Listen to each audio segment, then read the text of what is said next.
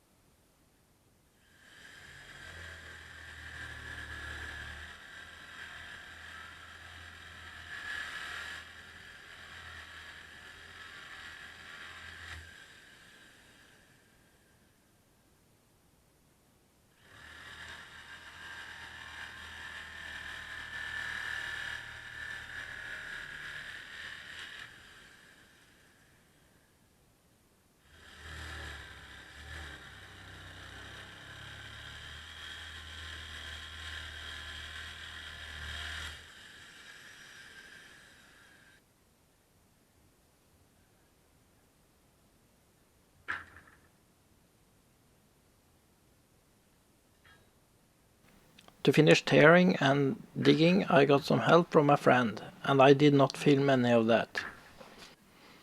In the next video you will see the results of both tearing and digging, and I will start casting support legs for the new terrace.